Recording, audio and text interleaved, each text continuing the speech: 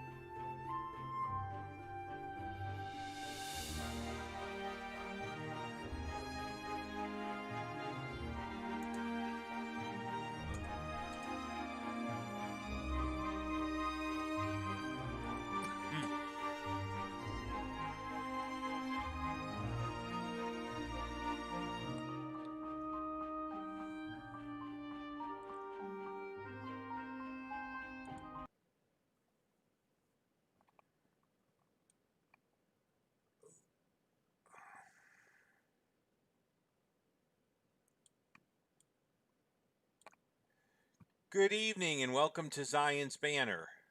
I think we are exactly on time given the slight delay that the video is going to have. And so we're going to get started. It'll take a second for the video to catch up. We are having a few difficulties with Cox tonight. So let's pray and keep our hands crossed, but it looks like the signal has improved greatly and the warnings are settling down. So God is doing some great stuff for us. You're going to notice some new stuff up there. Now, I didn't want to obscure my view to Jerusalem. I have to be real honest about that. But I wanted to do some different things. I don't even know if some of the folks that uh, this is going to directly affect will be on or not. But first of all, I want to tell you about our new subscribers because I'm always excited about new subscribers. And we're slow, but we're growing. And what I love is that we've got a solid community here of folks that are watching. So that really does excite me. But we do want to see this material get out. I want people to be equipped. I want the Word of God to go forth. I want the apologetics and the teaching to go forth. That's why I do what I do. And so new subscribers are exciting. Now, Christina is not new to me. As I said last time, I do a Bible study at her house, but she's one of our newer subscribers. Uh,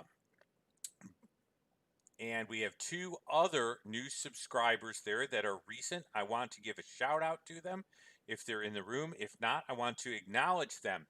Now, another end up thing that we're doing here, and I hope you can see it real well, but we're doing a moderator of the week, kind of a super mod. It'll be different folks, but I'm looking at people who are, retweeting the tweets. And Elizabeth goes ahead and before the show starts, Aussie time, she usually takes the key slide as a graphic and then tells people to join us right before the show begins and creates these really neat memes. And so this week, I want to highlight Elizabeth Oakman, our sister from Australia, who is doing some great stuff to promote things. Now, I'm not ignoring anyone else, but I want to point out the hard work that some of you do for this community and give you a special shout out because you're going above and beyond. And so there are different folks. Also, when there are folks doing things in the community that are exciting and apologetics related, I want to honor that too. And so Nate2D2 is getting busy with his own YouTube channel, and I threw that up there because I believe that we need to support each other. And so I've thrown that up there. And if Nate does see this, he'll see his channel up there and give him a little bit of a nod and a little bit of an extra pat on the back there. He's one of our moderators, and just wanted to go ahead and do that and kind of honor him starting to get out there. Um, his channel probably isn't new, but I saw it and then I saw the tweet and I just couldn't resist kind of plugging that. That's just kind of the way I am. I like it when people who are a part of the community and promoting this get promoted. I think that's right and it's good and it's correct to do. And so and it's a blessing to be able to do. I like promoting people who promote the stuff I'm doing. So that's our main and plain this morning. I probably will move that to a separate scene so that you can still see Jerusalem, but I wanted to go ahead and introduce those new features, the super mod, the mod of the week sort of thing, and then the additional announcements, and then keeping track of new subscribers. So really, we'll pray that in the next few weeks we get some other new subscribers to go ahead and put up there and give that shout out to the folks that are kind of newbies to the community, but we're still thrilled. In fact, we are thrilled to have them with us. We need to get started, but do uh, I do want to go ahead and give you an update on some things that are going to end up happening that are kind of important. Um, and so, in order to do that, I need to go to my update and explain to you what is happening because the next few weeks are going to be very different for me. And so they're going to be a little different for the show. But this is a good difference. And so I want to go ahead and kind of point this out. I'm hoping this will show up in just a second or two here. It looks like things are still bouncing around, but the show will be different next week. I'm taking it on the road. Here's what's happening. There they are. Boy, aren't those two attractive young people? And one of them is very special to me. That's my daughter. Now you get to see her getting ready to get her bridal stuff together, and that's what this announcement's all about. And there's a lovely couple too. And I'm sorry, Jordan, the first picture fit in better than the other. Now, Jordan, you already know because he was on my show. That's Pastor Jordan, and he is getting married to my lovely daughter, and that is happening next week. And so I will be on the road because I really need to go to this wedding. So what's going to happen is Wednesday, instead of the usual apologetics show, I am going to be streaming live from Indiana. I'm coordinating the time zones, getting it all together. It will be a little earlier because I have to adjust to their time zone. So here's what I'm going to do. 6 o'clock my time is about 4 o'clock their time, and that's when I'm going to be on. And I will be streaming either from the church there or the home there, and we'll be doing the Thursday show on Wednesday. And then when I get back, I've got a special premiere planned, kind of like a watch party, and we'll go ahead and do that. But next week, you're going to have to shift things an hour Pacific time or what would be about 4 o'clock Indiana time. And so that's what we're going to end up doing. So I'm going to post that at 6 o'clock Arizona time. If you're stuck, check. Now, if you have Alexa, you just ask Alexa, what time is it in? No. She's just about ready to go, man. She's all geared up there. Alexa's all ready to tell me. But you just look up what 6 o'clock Pacific time is for your time zone. Now, Google will do that for you. Alexa will do that for you. A good timepiece will do that for you. Subtracting the amount of time will do that for you. But it's going to be 6 o'clock Pacific time, as if I was in Arizona an hour earlier. And that will change things. It'll make it a little bit more doable in Indiana. So that's the big news. Be ready. There will be no Thursday show. Thursday is a very special day getting ready for the wedding, and so there won't be a show on that Thursday. Wednesday will still go on, and that is the plan. So that's just to give you a heads up as to this exciting news. And hey, when I get back, I'll probably have some pictures I can flash of the lovely bride and groom and the parts the family will play in the ceremony. And by the way, although I'm not officiating, I will be explaining about the Jewish chuppah and the breaking of the glass and doing the 7 blessings. And so I will have an interesting part to play in this wedding. Now let's get on with our show. I know this is weird. If you're a YouTube person, you're used to just a regular show with no banter and no personal stuff, I'm sorry. This is kind of homey. It's the way we kind of go ahead and groove. So that's come up, and that should switch. And we're going to be dealing with more objections by Jews for Judaism, which really isn't Jews for Judaism, because they don't get to decide who a Jewish person is. But that's what they call themselves, and their motto is keeping Jews Jewish. But you know what? That's really kind of silly, because Jewish according to who? The first followers of Jesus didn't have that problem. And so what they mean is keeping Jews rabbinically Jewish, but I'm not convinced that that's the only form of Jewishness in the world that can exist. In fact, I'm convinced it's not. And so they're not keeping Jews Jewish, they're keeping Jews rabbinical. And we're going to deal with some more of their objections.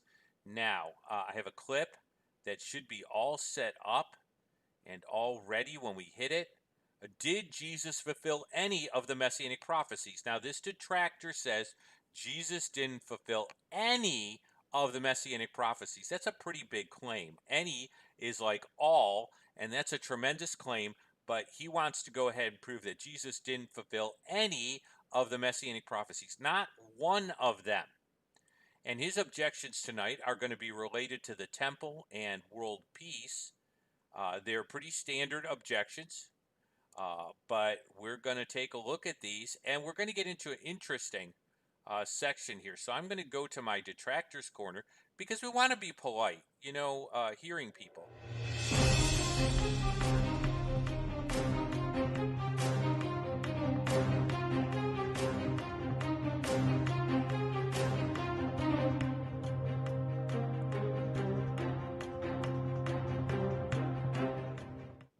Was Jesus the Messiah?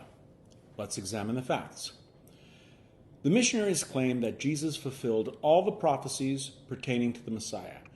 The truth, however, is that he did not fulfill even one of the important prophecies. If Christians merely believed that Jesus was their Messiah, this belief would be of little concern to us as Jews. Their claim, however, is not that he is the Christian Messiah, but our Messiah. The Messiah of the Jews, the Messiah foretold by the Jewish prophets. Christians then attempt to prove this belief by quoting our Bible.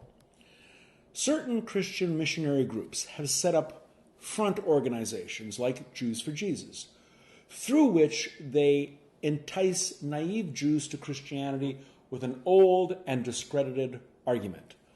Don't become a Christian, they will argue. Remain a Jew. However, while you remain... Okay, we're having a problem with the clip. Let me fix that. We're having a little problem with the clip here, so I'm going to fix that. It's going to take just a second. I know what happened. I put his last week on this week, and we don't want that. So I'm going to go ahead and change that. There we go. And it'll just take a second or two here for me to go ahead and put his most recent clip up. I'm sorry about that. I kind of thought I had the right clip, and Was Jesus the Messiah? didn't have the right clip. Let's examine the facts. So I need to go. The missionaries claim that Jesus fulfilled all the prophecies pertaining to the Messiah. The truth, however, is that he did not fulfill even one of the important prophecies. If Christians merely believed that Jesus was their Messiah, this belief would be of little concern to us as Jews. Otherwise, Their claim, however, is not that he is the Christian Messiah, but our Messiah. Not quite sure. The Messiah of the Jews, the Messiah foretold by the Jewish prophets. Christians then attempt to prove this belief by quoting our Bible. Certain Christian missionary groups have set up front organizations like Jews for Jesus, through which they entice naive Jews to Christianity with an old and discredited argument. Don't become a Christian, they will argue. Remain a Jew. However, while you remain a loyal Jew, accept Jesus as your Messiah. I'm sorry In about view that, of the guys. confusion created by many false claims of missionary groups, Jews must be armed with the facts to substantiate our conviction that everything Christians claim for Jesus as the Jewish Messiah is false. The following few items will point out some of the glaring discrepancies and inconsistencies in the missionaries' arguments. Item 1. The Jewish Messiah is to be a human being born naturally to a husband and wife. He is not to be a god or a man born of supernatural or virgin birth, as the Christians claim. Item 2.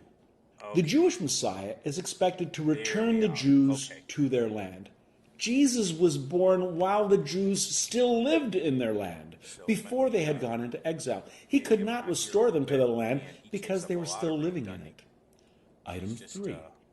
The true Messiah is to rebuild the temple in Jerusalem, but Jesus lived while the temple was still standing. Item 4. The Jewish Bible says that the Messiah will redeem Israel. In the case of Jesus, the very opposite took place. Not long after his death, the Holy Temple in Jerusalem was destroyed. Jerusalem was laid to waste, and the Jews went into exile to begin a 2,000-year-long night of persecution, largely at the hands of the followers of this self-styled Messiah. Item 5. The prophets in the Bible foretold that when the Messiah comes, all the nations of the world will unite to acknowledge and worship the one true God. The knowledge of God will fill the earth. The world will be filled with the knowledge of God as the waters cover the sea. Isaiah chapter 11, verse 9. Nothing of this nature took place following the death of Jesus. On the contrary, Islam developed and became the religion of the Arabs and many other nations. Christianity broke up into many conflicting sects, which were constantly at war with each other. And a large part of the world continued to worship idols. Even today, the world is far from the worship of one God.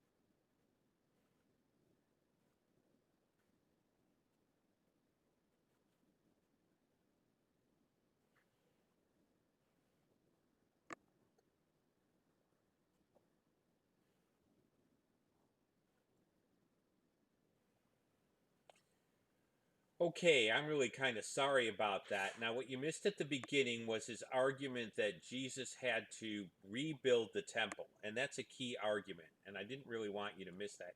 You heard a little background noise as I tried to get this ready. That's just a reminder to me to double check the clicks before I actually go on. I was sure I had done that earlier in the week several times, and that everything seemed to be working.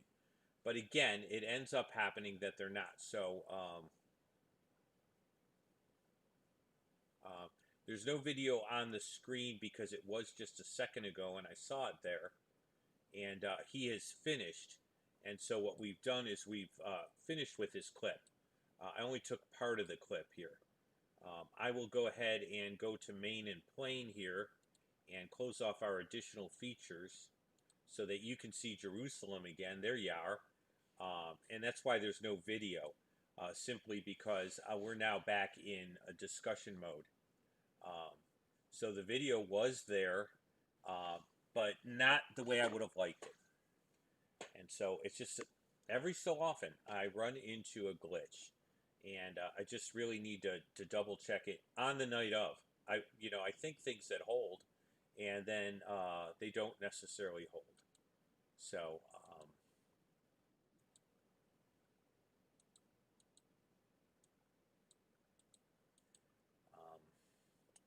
and I'm trying to make sure I don't get any echo here, and I've got sound on YouTube as well as. Okay. Well, that's interesting. I've never had that happen before, but there we go. Okay. That was interesting. My little screen changed all of a sudden. Okay, that's why you didn't see a video. Guys, hang on. I'm still here. And what you're seeing is the delay between my screen rebooting and the screen that you see there. And that should come very momentarily. So I'm just going to tell you guys to hang. I am back on. Um, and that should end up working in just a sec. Uh, and I'm just going to type just a screen delay here.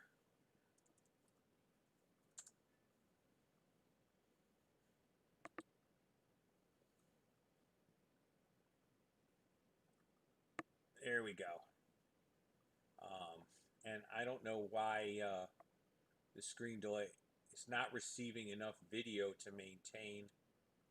Okay. All right, we are having some major problems tonight. All of a sudden, I have lost high speed. Um, and I'm not quite sure why I've lost high speed. So I'm just trying to check and see what's going on here. There we go. All right. That should do it. You should have me on in just a sec. Um, and you should also have sound. Should be up there too. And we can get back to the PowerPoint. Few things I need to work out that I was not expecting tonight, but it doesn't surprise me. Let's go back to our split screen here, and I'm hoping that I'll start to pick up a little bit more. There we go. You should see that screen better. We've got some high speed back. I am so sorry. This thing is jumping around tonight. Um, so every so often. Yeah, I'm sorry. I double checked everything. We're going to just move on. But here's what I want you to know. Our detractor made a big point about Jesus or Messiah having to rebuild the temple. Okay? And so Jesus couldn't be the Messiah because he didn't rebuild the temple. And so that's where our situation is. And that's where he ends up making a lot of his case. Now, it got garbled because the right clip wasn't quite in place the way I had wanted it. And because of the delay, it ends up changing things. But that's one of his main points. And so we're going to deal with that point. We're going to spend some time with it. The other one is that, of course, world peace was supposed to break out when Messiah came. And, of course, world peace did not break out. And so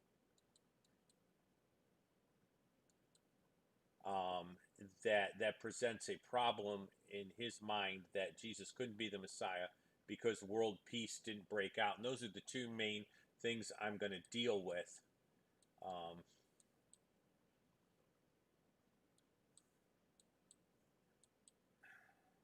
There we go. My mouse wasn't quite where I wanted it either. And so now we're going to deal with our detractor's point here. Now that may be a little hard to see. So I'm going to try to bring it back in a little bit here. There we go. And bring it up so you can see it a little bit better. So if you don't see it, there's our detractor's main point. Let me read this to you so that you can get it, because things...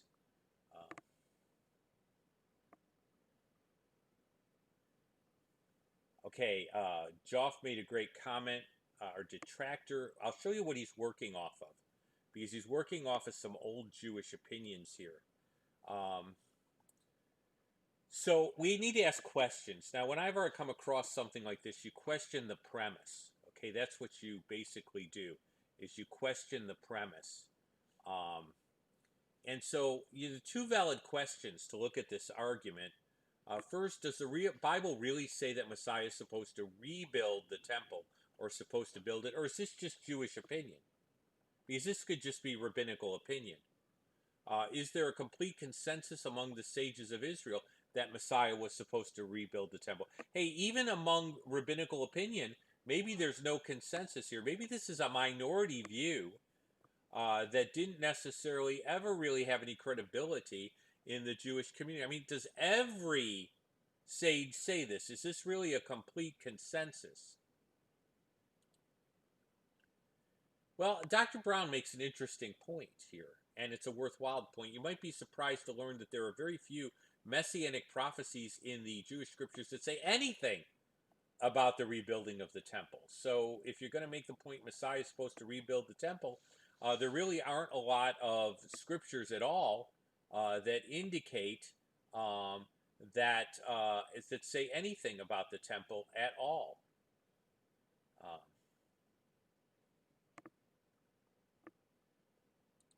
And so that's one thing to keep in mind right there.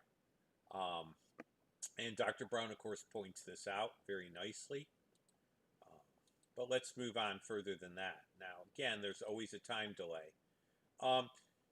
My point with this whole thing, and the conclusion, is the blanket state that the Messiah will rebuild the temple according to the Hebrew scriptures doesn't have enough evidence that clearly indicates it's true.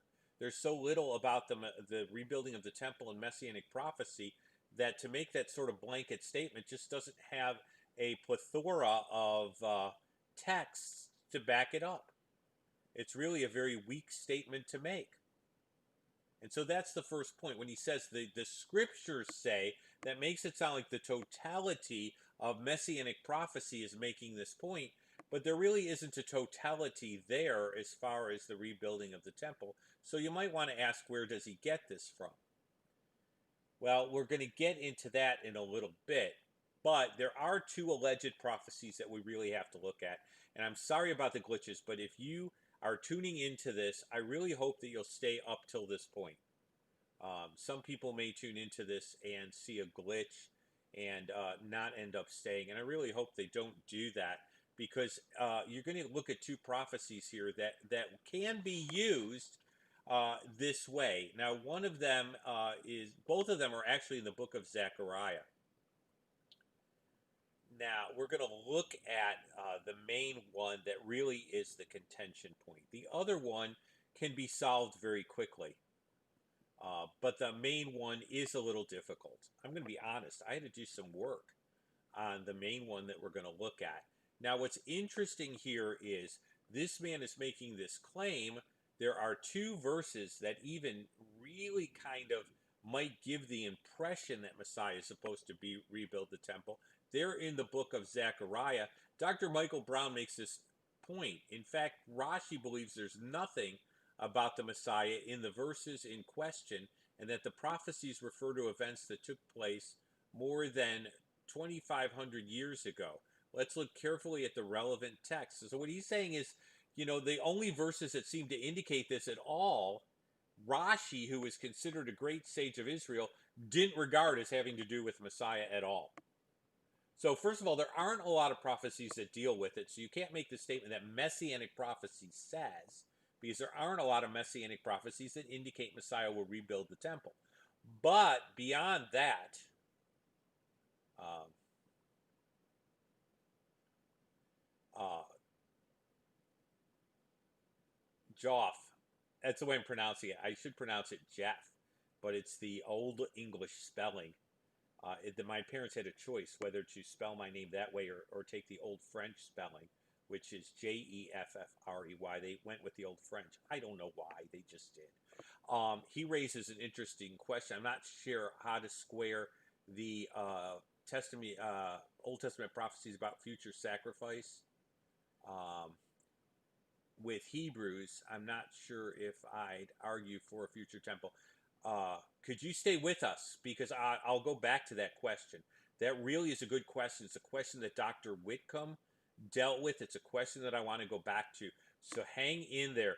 I will definitely bring up the chat and deal with that. But I really, really think that that's a worthwhile question. I'm going to ask you to hang on to that question, write it down, stare at it in the chat, because we will go back to it. It's a really, really interesting point of tension. I don't want to lose the fact that even if there was going to be a future temple, Jesus would not be the one responsible for building it. And so he's not ruled out as far as being the Messiah. I think we'll work on dealing with the objection to remove any impediment, reaffirm Jesus' messiahship, and then we'll deal with that question, because Jesus being the Messiah is probably more primary, and then we can work from him being the Messiah to how that squares with a future temple. Because if he wasn't the Christ, then the book of Hebrews wouldn't be saying much of anything. So let's establish that messiahship, deal with this objection, then double back with the foundational belief there that we all hold, unless we have some visitors I don't know about.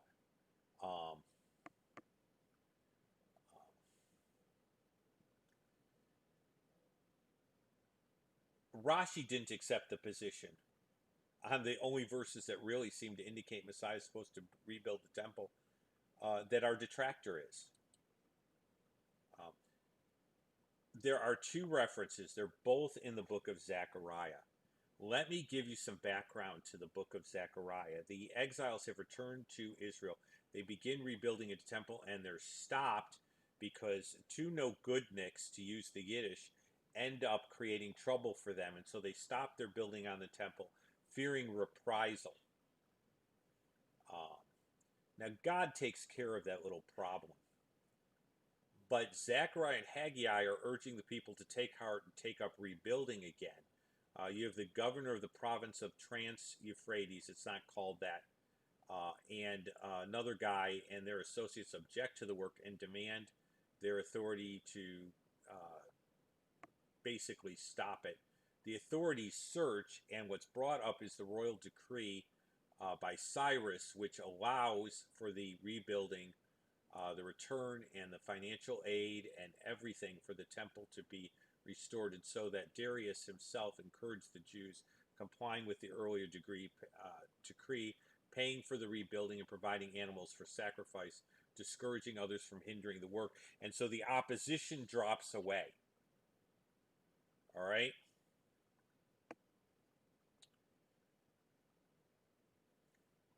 And so that's the background of the book of Zechariah, is really around this temple rebuilding.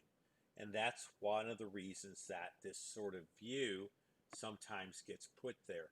Now, there are two verses, okay, related to Zechariah 4 and Zechariah 6. Zechariah 4:6 gives us the answer to taking something out of Zechariah 4. But Zerubbabel has said, the hands of Zerubbabel will lay the foundation of the temple. His hands will complete it, and then you will know I, the Lord Almighty, has sent me to you. The point is that the verse that wants to be used related to chapter 4 doesn't work, because when we look at chapter 4, verse 9, we see that chapter 4 is very clear that it's Zerubbabel that will have a key hand in restoring the temple. And so we don't expect that Messiah will be the one to rebuild it. And so that one is an easier one to deal with. The really problematic one is found in 6, and it's verse 6:12. And I have to admit, I had to do some real work on this. So we're going to go through this, and this is worth the price of admission tonight. Then speak to him, saying, Thus says the Lord of hosts, saying, Behold, the man whose name is the branch, from his place he will send out a branch, and he will rebuild the temple of the Lord. And so people make the connection between the man whose name's the branch, and he shall rebuild the temple of the Lord. Now, the assumption is that the only temple in mind that Zechariah could have in mind, or God actually could have in mind, even if Zechariah wasn't fully aware of it, was the physical temple. So the problem is here, we need to ask, which temple are we discussing? Now, the second temple was already in the process of being built at this time, so it's unlikely that that was the temple in the mind of Zechariah as far as will be built. Remember that the project stops, then it starts, and they're encouraging it to pick up again. So it's not starting from nothing. All right? So that's probably not the second temple in mind. Well, is it a physical temple at all? Now, this is where Dr. Michael Brown's going to present another idea. Even those from afar off shall come and rebuild the temple of the Lord, and you shall know that the Lord of hosts has sent me to you, and this shall come to pass. Diligently obey the voice of the Lord your God. Now, that's 15, which is right in the same section as 14. Now, if Messiah has to build the temple, and it's the physical temple, then why are those who are far off coming to build the temple? I thought Messiah was supposed to build the temple. And who are these far off people? You know, are they people that live 15 miles away? What are we talking about here? So we need to ask ourselves, you know, what is really going on here? Now, Michael Brown provides a better answer. He says, looking back at Zechariah's prophecy, it could be argued the building of the physical temple by Joshua and Zerubbabel, both of whom are messianic prototypes. See, one's a priest and one's from the kingly line of David. Both of them are commended by God and given key role to play. And that's why Dr. Brown says messianic prototypes foreshadows the building of a spiritual temple by Messiah himself. So what Dr. Michael Brown is saying here is that the physical temple is a foreshadowing of a spiritual temple that Messiah will build.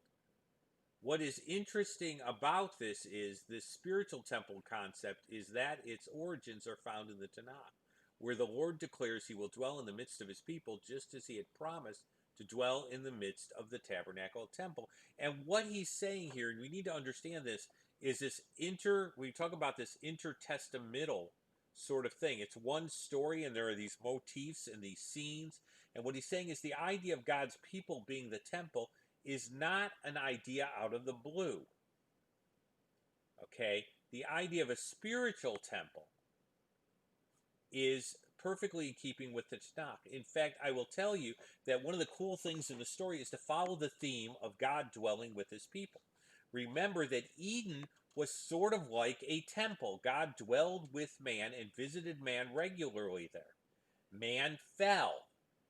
We don't have any sort of intermediate vehicle anymore. Then you end up seeing the tabernacle and temple where God again dwells in the presence of his people. Then you see that not necessarily working totally. And then you end up seeing eventually God himself coming in the flesh to dwell with his people. So this idea of dwelling with his people even finds expression at the end of Revelation Behold, the tabernacle of God was with men, and he will dwell with them, and they shall be his people. So you can follow that thread all the way through. See, that's intertestamental sort of thing going on there. And Dr. Brown is saying, look, this idea is really not all that different. It's found in the Tanakh, and maybe this is a play on that idea that this is a physical temple, but the branch will build a greater temple. Now, listen, I thought, the idea of motif, the idea that it's one story, the idea that it's themes, the idea of intertestamental, um, truth being conveyed. How did the people back then understand it? Made a lot of sense, but still the detractor's going to say, oh, yeah, that's a likely excuse, Christian, right? So I said, well, how can I follow Dr. Brown's train of thought? How can I really kind of have a confidence that this explanation he's giving is a really good explanation? By the way, if you're here and you're listening, I'm going to encourage you to hit the like button, regardless of some of the glitches we had tonight, because the material's still good.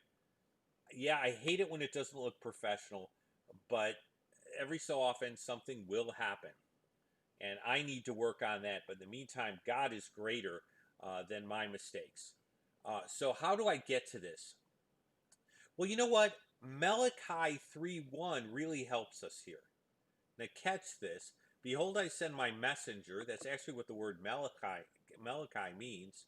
He will prepare the way before me, and the Lord whom you seek, look at this, will suddenly come to his temple, even the messenger of the covenant in whom you delight. Behold, he is coming, says the Lord of hosts. Oh, well, this is interesting. How does this deal with this? What does this have to do with this? Well, don't miss this. Now I'm going to go ahead and use Dr. Brown and a rabbinical source. And watch what happens when we do this. Okay? Behold my messenger, he will prepare the way before me, and the Lord whom you seek will come to his temple. Now, Dr. Brown quotes that, and then he shows you what the rabbis do with that. Now, this is really hysterical. According to the famous medieval commentator Radak, David Kimchi, and Misudeat Davi, the Lord refers to none other than King Messiah. However, neither of these commenters took sufficient note of the fact that Messiah was to come to the temple that stood in Malachi's day. Now, notice what's being happened here. Here's this Orthodox rabbi trying to keep Jews Jews, in his little opinion, and I understand where he gets that, but he's mistaken. He's trying to keep Jews rabbinical, okay? And watch what happens here. Here's Malachi 3, and then I turn to this famous commentary on Malachi 3, and it says the Lord is the Messiah. Now, when I do this, this is actual rabbinical commentary. Watch what happens to my detractors' arguments. I will read it with Messiah being the Lord there. Behold, I send my messenger, and he will prepare the way before me, and the Messiah whom you seek will suddenly come to his temple. Oh, now wait a second now. Messiah's supposed to build the temple, so there won't be a temple, right?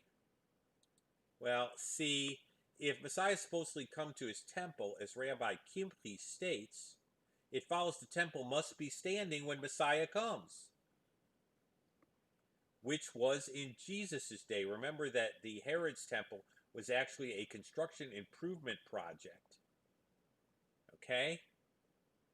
So Messiah can't be building the temple because, according to this rabbinical commentary here, Messiah is supposed to suddenly come to the temple. And I'm not making this up. Christians aren't making this up. This is actual rabbinical view. So are we saying here that Rabbi Kimchi and these other sages are Christian? They don't know what they're talking about? Or do we admit that the Messiah is supposed to come to an already built temple? And if he's supposed to come to an already built temple, then that gives greater credibility to the idea that maybe what Zechariah has is that there's a shadow in the temple and there's a greater temple that Messiah is supposed to build that is not necessarily physical. But that doesn't do anything for world peace. Now, this is one of the oldest Jewish objections you're going to find, and you need to be ready for it.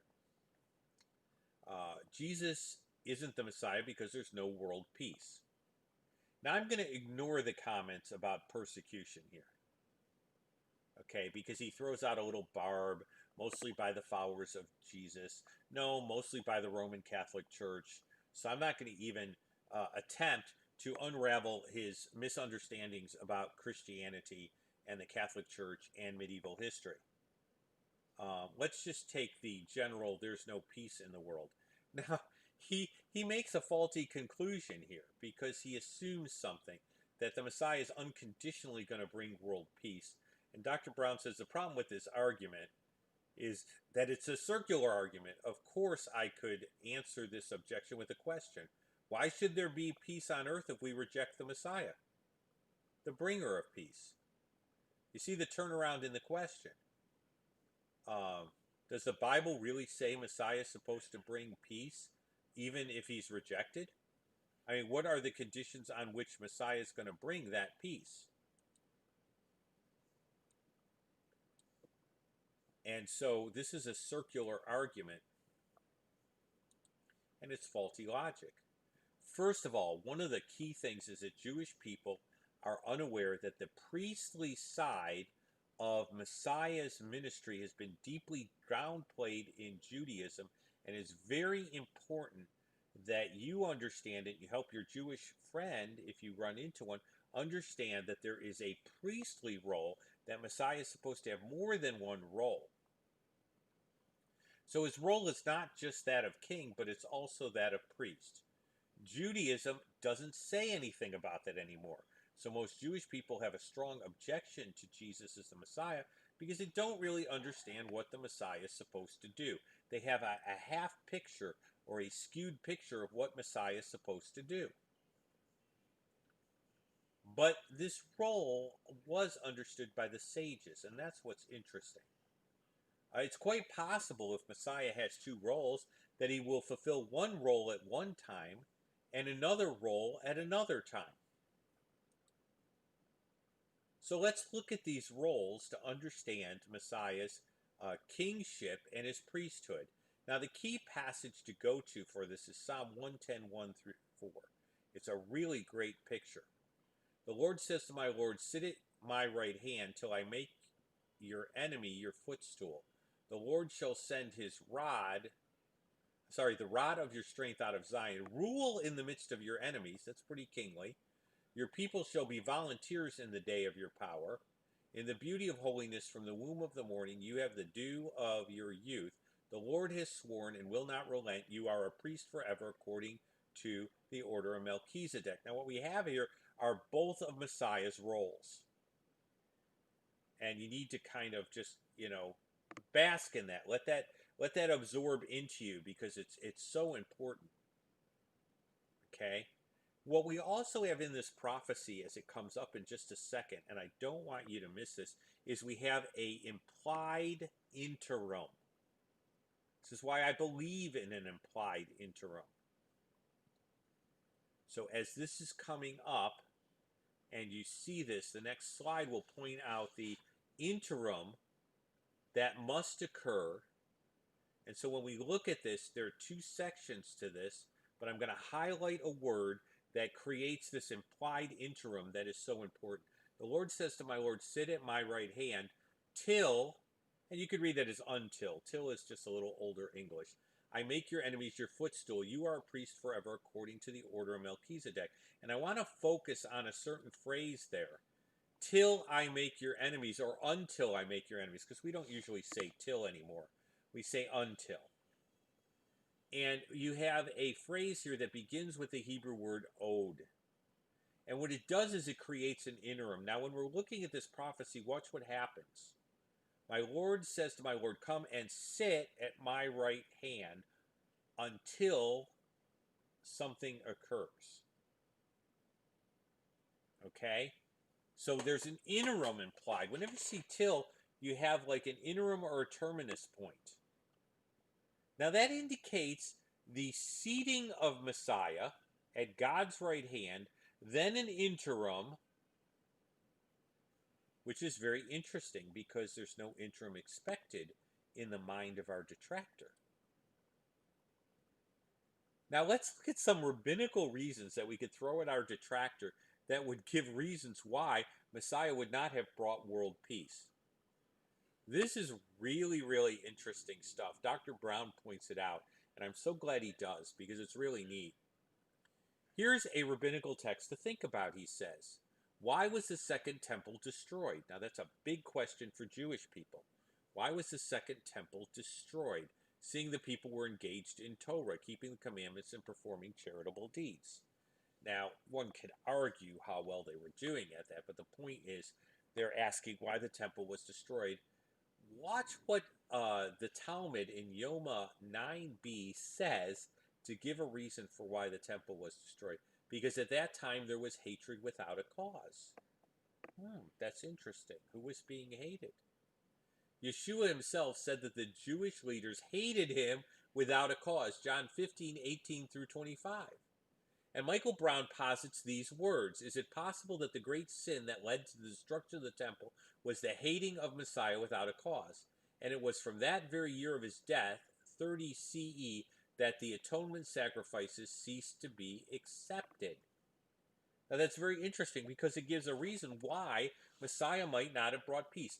Detractor, Jesus isn't the Messiah because he didn't bring peace, you say. I say maybe he didn't bring peace because he wasn't accepted, so the kingdom did not come. Maybe that's why he didn't bring peace. This doesn't prove Jesus is the Messiah, because there's a reason he might not have brought peace. That really is what you're doing right now. So it doesn't prove Jesus isn't the Messiah.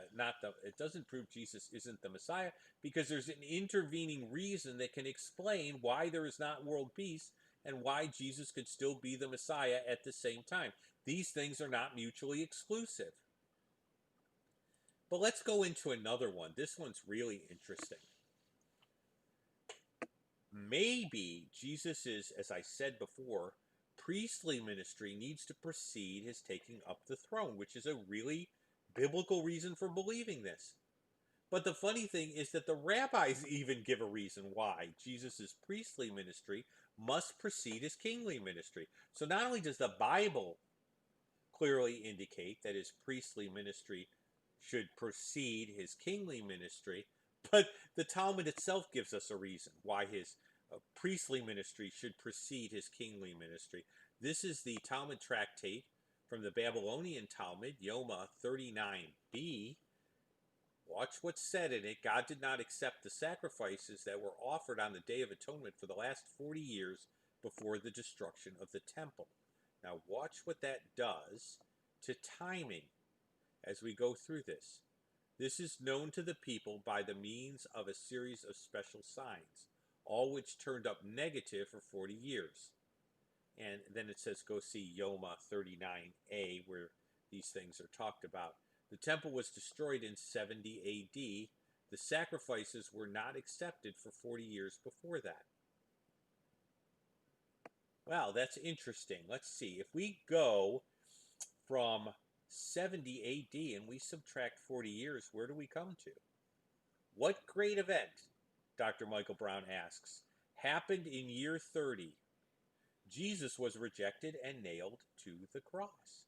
Is it possible that God no longer accepted the atonement sacrifices because Messiah had offered himself as a perfect sacrifice, thus meaning that his priestly ministry occurring before his kingly ministry is the reason why the sacrifices were no longer accepted at the temple? Isn't that an interesting idea?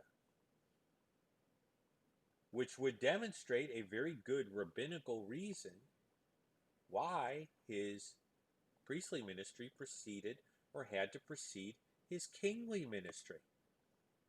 Well, let's look at the conclusions, regardless of the glitch we had tonight. Messiah didn't need to rebuild the physical temple. We've seen that. A greater spiritual temple could be in mind. And there are good reasons why Jesus may,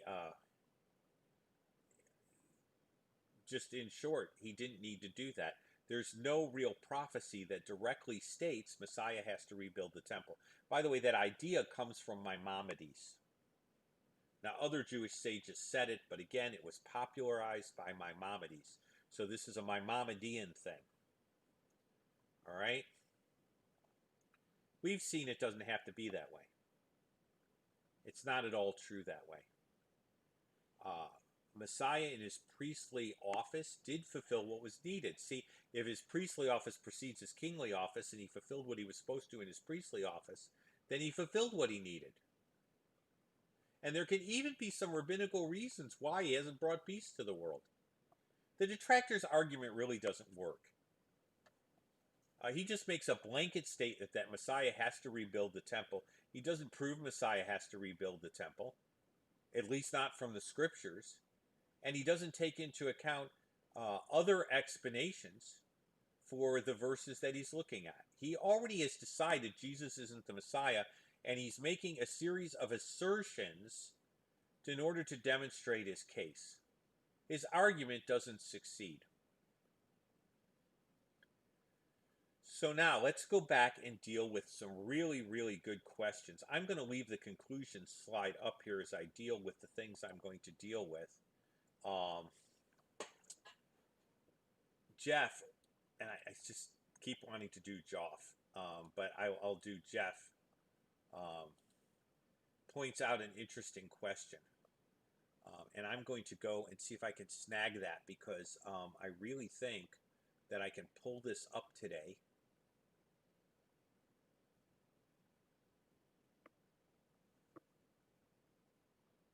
Okay, how do you square, and it's up there now, you should be able to see it in a minute. He asks, how do you square the prophets talking about future sacrifices, maybe memorial is symbolic of Jesus, with Hebrews? I'm not sure, he's not sure about a future temple, okay? I would argue for a future temple. I do it on the basis of sound exegesis. If indeed exegesis indicates that there will be a future temple, and that should show up for you just a second or two delay, then I have a good reason for believing that there is a future temple. But that's not all there is, because you have a really legitimate question. And I don't want to take away from that question, but I do just want to kind of point out that sound exegesis means that I have to harmonize the texts, not that I ever pick between them. So I need to ask myself what the writer of Hebrews is talking about, what he meant, and what might be done as far as a temple. Now, the writer of Hebrews is dealing with Jews going back to the sacrificial system and relying upon it as far as their atonement. And that's what he's talking about. If future sacrifices in the future temple have nothing to do with personal atonement or even national atonement for Israel, then the writer's at Hebrews' point still stands and is not in conflict with Ezekiel 40 through 45, and a little bit and beyond those passages, roughly 40 through 45. There's no real conflict there. Why might there be a temple? I do have a paper by Dr. Whitcomb. I can't pull it up right now, and it is on my personal computer, so I can't really give you a link to it. I can post it up in my Google Drive and then send you a link. And so if anyone's interested in that, email me at zionsbanner@gmail.com, and I will put that in my box, and I will give you a link to that paper. I believe I still have it. He wrote an entire paper. It was a shortened version of a journal article that he actually had in a theological journal. There are several reasons for sacrifices. First of all, you pointed out one of them, memorial. What do we have to memorialize the Lord's death until he comes? Well, we have something called communion. Well, when has Israel ever celebrated communion? Well, Israel has never celebrated communion. Never, ever, ever have they celebrated communion. They don't have communion. They don't have a memorial of the work of Christ. There's no such memorial. When Jesus reinstitutes the kingdom, he will be reinstituting an economy that's a little bit more what they're used to looking at. So they don't have communion. The sacrificial system would indeed work to go ahead and do that. But there's another reason in Ezekiel that deals with this, and I don't want you to miss it, but when you read Ezekiel, it talks about the sanctification of the temple precincts. Now, I'm taking people through a Bible study on Leviticus. And so, in doing so, I've talked about how ground and things of the Lord get contaminated when sin comes in contact with them. And so, how the need for, ritual washing was so much a part of Leviticus. And so, that is a key thing that I brought home in Leviticus. And so, what is going on here is Jesus is literally dwelling among men in his glorified state. And so now you have the temple precincts, you have Jesus there, and people are coming up to bring gifts to Jerusalem, and they're, in doing so, they're going to defile the temple precincts. Okay, and so this is a really big issue, is the sanctity of that area, because God is literally dwelling there. And remember, you have all these commands in Leviticus. They're big commands, ritual washings, everything else. Okay? Hey, quick shout out to Nate. I posted your YouTube channel on. We have some new features, listing new subscribers, mod of the week, kind of super mod, and then I love being able to promote those who are part of the community. And so I actually stuck your thing up there. And so if you see the beginning of this, it had a few glitches, but there it is. So, in answer to your question, the temple precincts are really, really big. And so this is where it really gets important. The sacrificial system will allow the nations who are not glorified to enter Jesus' presence because they're still in unglorified bodies with a sin nature. And so another purpose of the sacrificial system might be to sanctify the temple precincts, given that God in his glory, Jesus in his full glory, is present, and you have men who are not glorified standing in Jesus' presence. So that's another reason for the temple. So Jeff asked a really good question. And so I wanted to get to the answer. So you have two possibilities. You have the possibility of memorial. You have the possibility of the sanctification of the temple precincts, given that you have unregenerate men there. Okay? Now, note to self. Check the video the night before you go on to prevent any glitches, because I don't like things looking unprofessional, and I'm sorry about that. The good news is I really wanted you to hear the detractor, and you got just a taste of him again tonight. And we went over his objections. So I can't always vouch the objector slides will work as neatly as I like. I'd like to leave them in the PowerPoint and have them work, but I find that doesn't. So that is where we are at tonight. Are there any other questions? Because that question by Jeff was really good. You might want to pronounce it Joff, by the way, because it sounds so distinguished.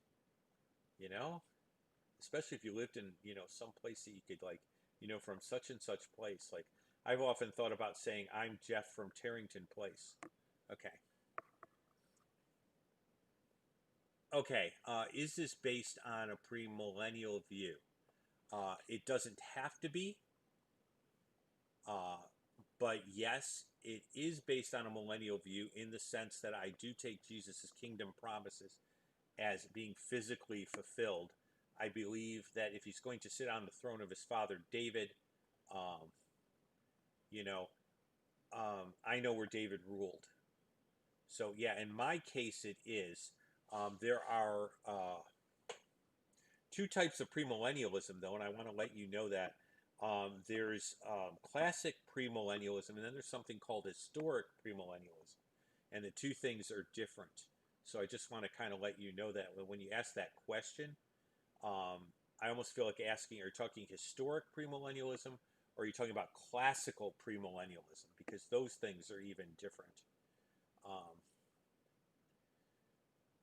I think the key is how would Ezekiel's audience have understood it, and why would Ezekiel have spent so much time on measurements for a place that's not really going to be there? Fictitious places or allegorical places don't need physical measurements. So those are just a few things there. Again, I tell you the same thing. I'll show you how I got there, and you're free to take the ride or not. But, you know. Well, he, he said as long as you write the check out correctly, and I have news for him, as a missionary, you can't get blood from a turnip. So I don't know that there'll be a check in the mail anytime soon, but I appreciate the humor. Uh, so uh, I'm trying to see if there's anything else there. Uh, Thank you, Jack, for saying thank you. Um, the Blue Wrench folks, Wonder Woman. I started this thing, if you see at the beginning, called Mod of the Week, or like Super Mod.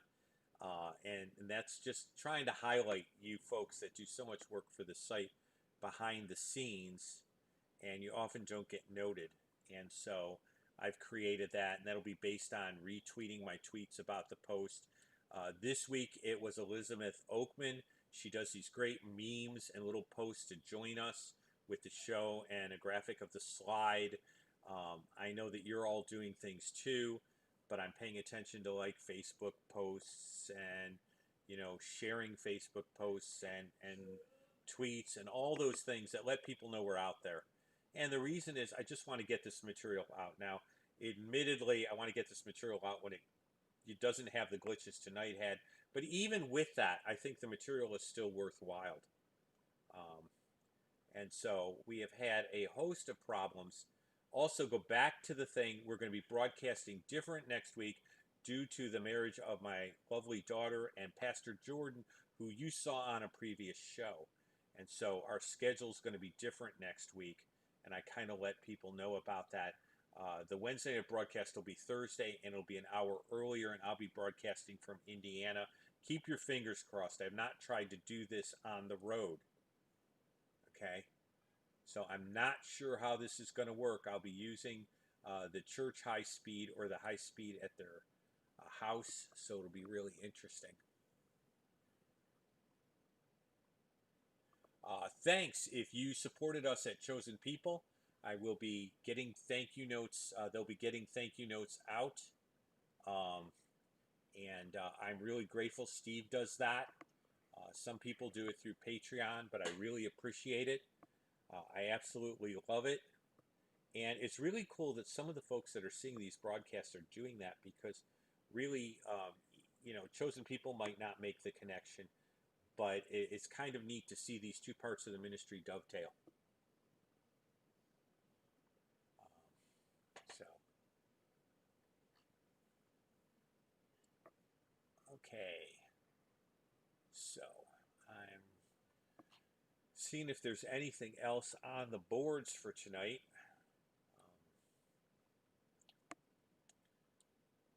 Again, next week, Thursday's broadcast on Matthew will be on the Wednesday. It will be 6 o'clock Arizona time, which should be roughly 4 o'clock Indiana time, which actually may work out better. Wait a minute. 6 o'clock my time is not 4 o'clock Indiana time.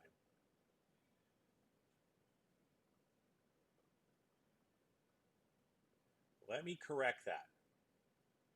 5 o'clock Indiana time, which is 7 o'clock our time. So it'll be at the same time. It'll just be a different time in Indiana. Sorry about that. So Wednesday will be Thursday. Wednesday's broadcast will be the Matthew broadcast instead of the normal Wednesday. And it'll be same time Phoenix, but different time Indiana. So it still works out. Sorry about the confusion. If you saw the beginning of the video, just pay attention to announcements. I'll be putting them on Patreon and on Facebook. So,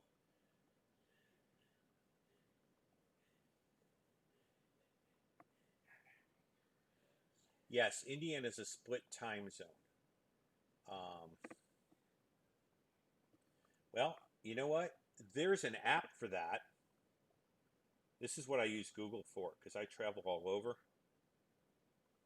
What time is it in Peru, Indiana? See, this works great. Oh, it works great if your mobile data's on. If not, it just basically says, uh-oh. That's because I turned the mobile data off so I could stream better. So, what time is it in Peru, Indiana? The time in Peru is 11:09 p.m. on Wednesday. 11. And it's 3 hours difference. 5 o'clock would be 8 o'clock here. So it's still going to be at 5 o'clock Indiana time because that's really just going to be later here. And most of you guys are in the East Coast, except Australia. And I don't know what that does to Australia time because our sister Elizabeth is not here to explain Australia time to me. So 5 o'clock Indiana, Peru, Indiana time is where we're going to stay because that will actually give me the broadcasting that I need. And again, that'll give me the bandwidth I need. And we'll just shoot for that. And that will be later here. And so I will just have to do that. It's Eastern, yeah. And I keep thinking Indiana is Central. And that's my fault. So it's 3 hours. And so what I will do is I'll keep it 5 o'clock Eastern. And I'll just make the time later here. And I'll post both times when I create the post. Or I'll go in YouTube and change the time zone to make it work out. And we will just do that. So, thanks for the help with that. I am not used to that time zone thing, broadcasting. Fortunately, I know mountain time. And so when I'm in Colorado, if I do anything, I will be ready for that. But Indiana does throw me.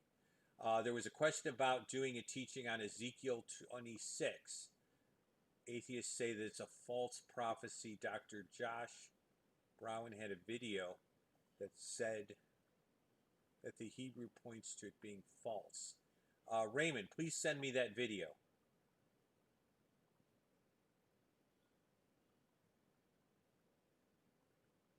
And Nate's pointing out, that's why I'm going to do 5 o'clock Indiana. I don't want to keep the people I'm staying with up, and 10 o'clock would be awful late. So I'm going to do 5 o'clock Eastern, and it'll just be later here on the West Coast. And I know the West Coast folks will suffer a little, but it's just better. I'm staying at a house, and I'm not anxious to. I'm not anxious to have people in their pajamas having to listen to me broadcast. So we're just going to kind of go with that. Special week doesn't happen often, but I will keep in mind it's 3 hours difference. Raymond, if you could send me that link, it would be really helpful. And yes, I can put it on the to-do list and figure out what they are talking about. But I would be interested in hearing what Dr. Josh does with this and why he thinks the Hebrew points to it being false. Because I'd be curious why the Hebrew would point to it being false. So I will end up going ahead and putting that in the to-do. I would want time to look over the video and kind of be able to speak intelligently.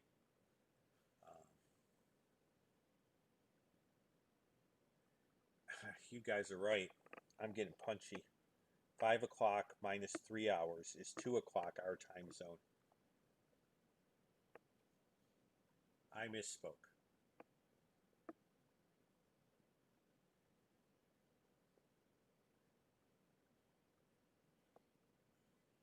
And Nate's saying, just call it 2 o'clock my time zone. Keep the YouTube on the same time zone and change the time I do it.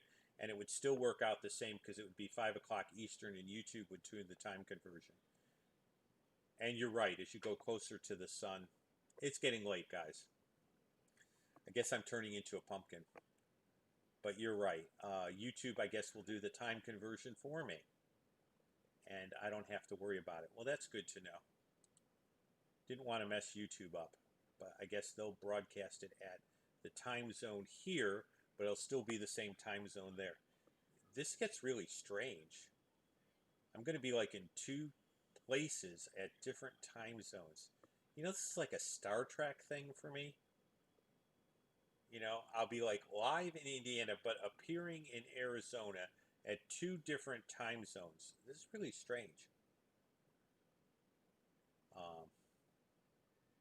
Yeah, no, you're right, Nate. I'm just trying to take all the wedding stuff into account and getting a little confused with it. We got a lot of packing and stuff to do and stuff to get ready. So, well, guys, it's about the time when I need to get a drink of water because the voice has about had it. I am sorry about the mix up and glitches, but I know that 5 o'clock Indiana time will work and nobody will be in their pajamas and life will be beautiful. And I won't even have to be in my pajamas, and that's what's really important. Okay.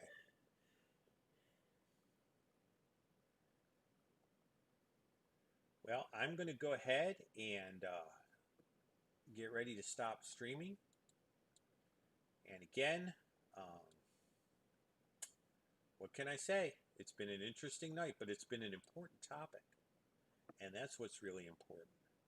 And we've dealt with some of the silliness. And you learned some really good rabbinical things that you didn't know that actually could be used.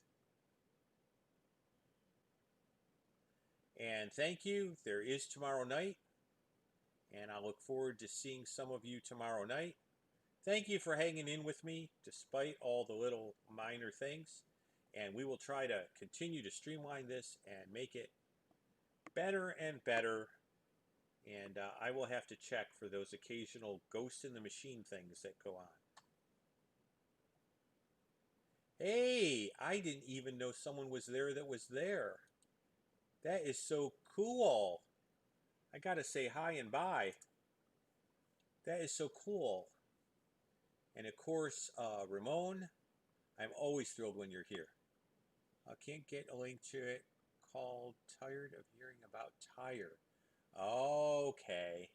Well, at least I know where he's going. The two destructions of Tyre. Okay. I can type that in and see if I can find it.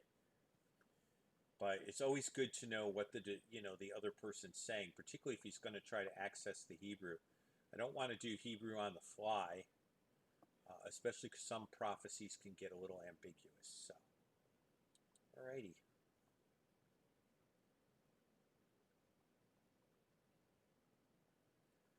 I'm going to say goodnight.